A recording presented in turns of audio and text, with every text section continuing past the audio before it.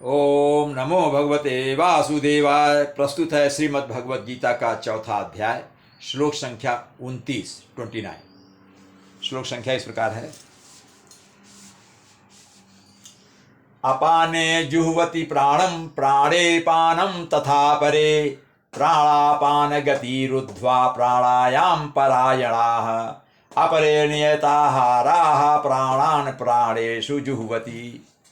इसका अभिप्राय है कि भगवान कह रहे हैं, हे अर्जुन, कुछ और लोग हैं, अन्य योगी हैं जो समाज में रहने के लिए श्वास को रोके रहते हैं, प्राणायाम करते हैं। प्राण मतलब श्वास को रोके रहना। वे अपान में प्राण को ले जाते हैं।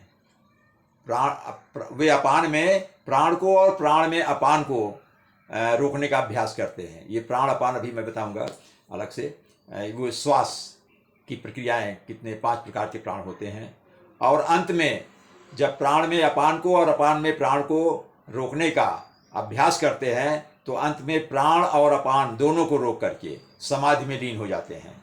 और कुछ ऐसे अन्य योगी भी हैं, अन्य पुरुष हैं, अन्य योगी हैं, प्रबुद्ध हैं, जो कम भोजन करके भी प्राण की आहुति प्राण में ही दे देते हैं।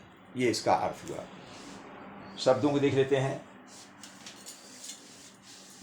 अपाने, अपान वायु एक प्रकार की है। जुह्वति मतलब अर्पित कर देते हैं। प्राण मतलब प्राण को। प्राणे अपानम, इसमें 2 शब्द है, प्राणे अपानम,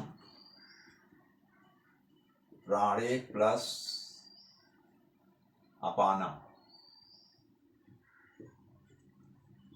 प्राण में अपान को तथा परे, तथा प्लस अपरे, और दूसरे अपरे मतलब दूसरे, प्राणापान गति, प्राण में अपान, प्राण प्लस अपान, अपान गति, गति। प्राण में अपान को रोककर, रोककर की गति मतलब उसकी गति को रोककर प्राणायाम परायण। प्राणायाम, प्राण प्लस आयाम, परायण, परायण। प्राण में प्राण आयाम मतलब प्राणों को रोककर पारायण करते हैं, प्रवृत्त हो जाते हैं। अपर मतलब दूसरे, नियताहारा, नियत प्लस आहारा। नियत मतलब तय कर देते हैं, नियत या कम, अल्प, कम से कम, संयमित भोजन करते हैं। आहार मतलब भोजन, संयमित भोजन करते हैं, यानी बहुत कम से कम भोजन करते हैं। प्राणान परायणेषु, प्राणान संयमित भोजन करके प्राणों को, प्राणेषु प्राणों में ही, प्राण को प्राणों में ही जुह्वति आहुत कर देते हैं। ये इसका अर्थ है। अब इसमें हम थोड़ा सा आपको और चीजें बताएंगे। इसको हम मिटा दें। और इसमें मानव शरीर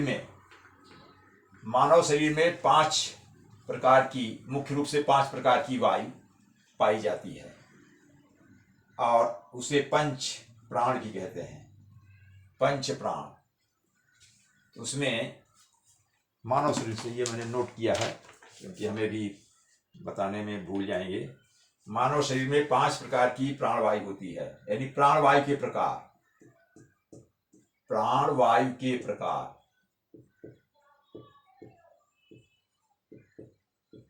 प्राणवायु के प्रकार। नंबर 1, प्राणवायु। प्राणवायु जो है, ये इसका स्थान हृदय में, हृदय और श्वास क्षेत्र।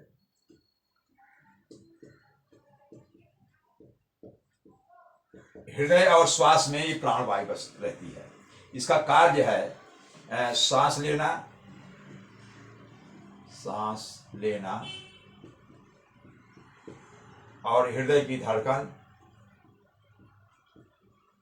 हृदय की धड़कन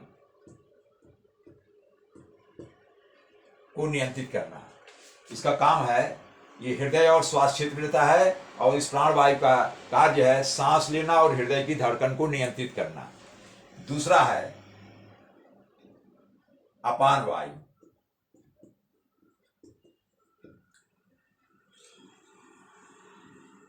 अपान वायु, पहला प्राण वायु, इसका क्षेत्र जो है वो नाभि के नीचे, नाभि के नीचे मतलब ब्रैकेट में गुदा, जिससे मल मूत्र त्याग होता है, गुदा और मूत्राशय, ये गुदा और मूत्राशय का क्षेत्र, इसमें जो वायु रहती है इसी रहती है, उसको हम अपान वायु कहते हैं। तीसरा है समान वायु, समान वायु, इसका क्षेत्र जो है वो है नाभि क्षेत्र,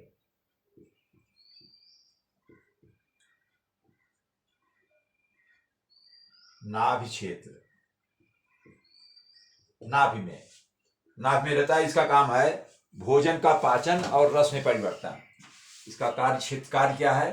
भोजन में पाचन या भोजन का पाचन, भोजन को पचाना और रस में परिवर्तन।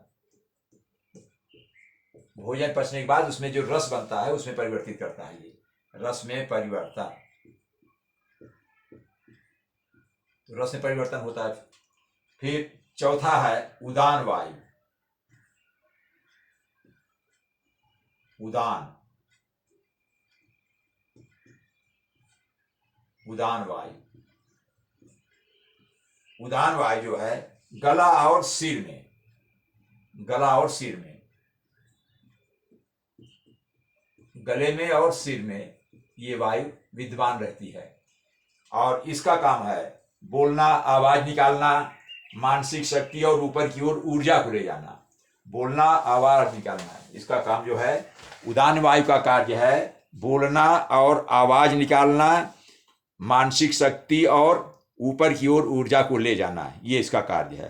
फिर पांचवा है व्यान वायु, व्यान वायु हम ऊपर लिखते हैं, बोर्ड में नीचे दिखाई नहीं देगा। व्यान वायु पांचवा,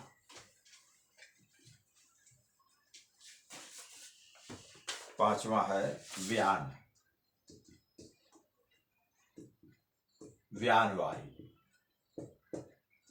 इसका कार्य क्षेत्र है पूरे शरीर में व्याप्त है।